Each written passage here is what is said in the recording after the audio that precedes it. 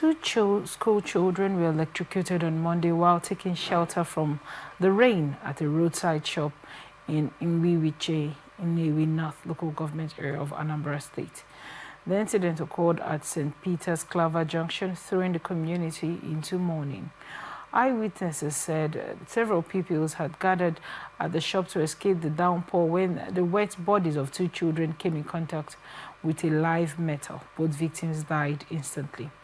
Others narrowly escaped the same fate. The shop owner was not present at the time of the incident. Security operatives and bypassers reportedly used protective gloves to evacuate the bodies. The tragedy follows a recent fatality in the same area where a woman was swept away by flood waters, raising concerns about public safety in Nnewi communities. Police spokesperson SP Tochukwu Ikenga confirmed the incident and said a detailed investigation was on the way to determine the cause and possible negligence. The state has recorded several electrocution cases in recent months. In May, a 3-year-old girl died in Oka after stepping on a falling high-tension cable. The incident has renewed calls for urgent action to address poor electricity infrastructure and safety lapses in Anambra. I mean, little children coming back from school. Same way it's been raining all over my city in Port Harcourt. I don't know what it's been like in Lagos this morning, but it's we've had a very, very wet morning. And little children getting back from school, just trying to, escape the rain and seek shelter. And this happens. What are your thoughts on this report?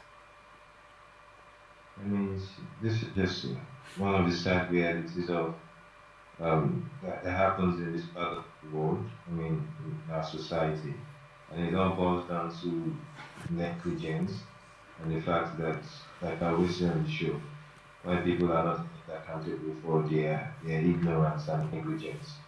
I mean, it's been raining here as well. I mean, on and off, so I can assume that's mostly the weather for.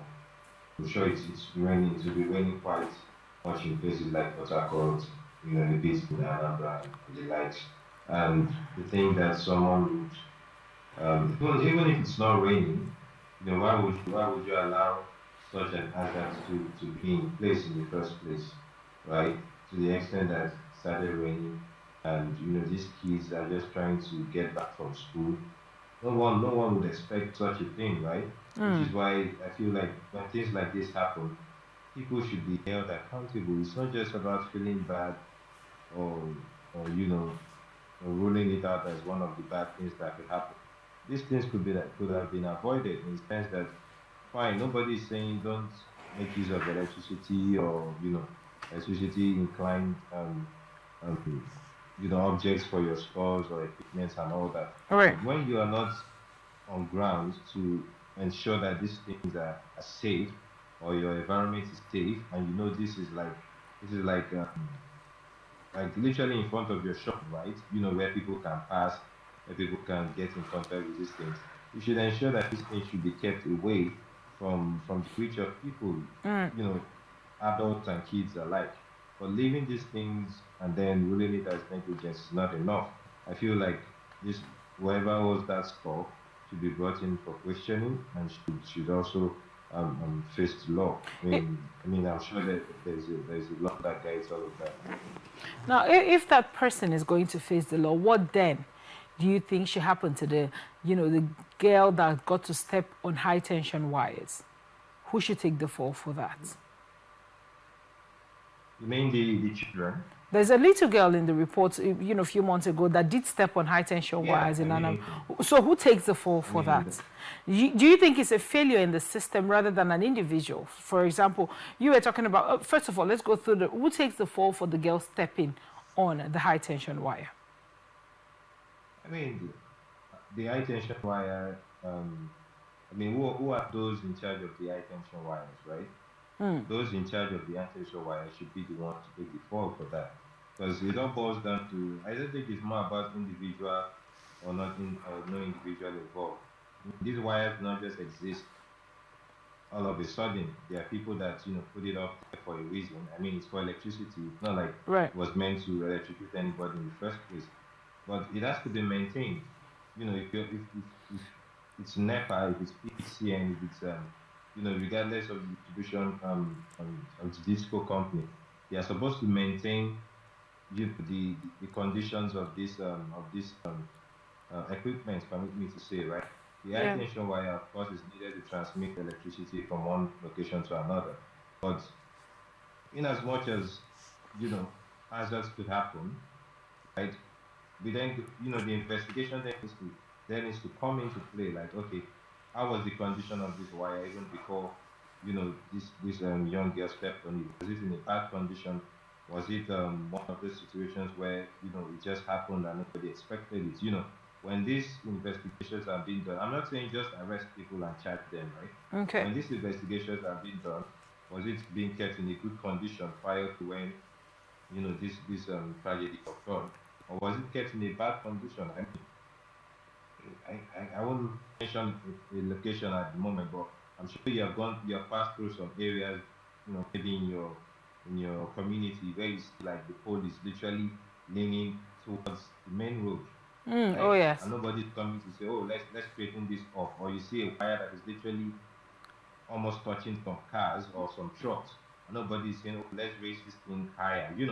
Those such conditions are not good enough. So if investigations are done and it's shown that okay, the conditions were bad, then the disco company or whoever is managing those the electricity around that area should take the fall for it, because these things not just happen, right? Right. We need to be accountable. We need to be responsible for things. I mean, that's the only way society would work, positively, rather than this is such a sad news. I mean, parents would be thinking, no, let me make food for my kids. They're on their way back, only for you to hear that, oh, they were trying to take shade, from the heavy rain, and such a bad thing happened. It's not excusable. If Right. you ask me. I mean, now you raised a very, very important point as regards around our communities. We get to see this wires, hanging really low. But I've noticed that in more civilized nations, you don't get to see these poles. You don't get to see these wires. Why do you think such better infrastructure and techniques as regards to making this more safer is it being adopted in our society today? I mean, just like I've always said on the show, I feel like some things are not placed under the itemization of important things to do, right? When for example I myself have it to do this, I think our leaders will not put these things under this. Like, okay, we need to ensure that we keep our goals. I mean, let's say fine. Let's say we haven't gotten to the extent of, oh, we are having underground wiring, which is like the best way, if you ask me. When you have underground wiring, at least you don't see all these poles up in the air.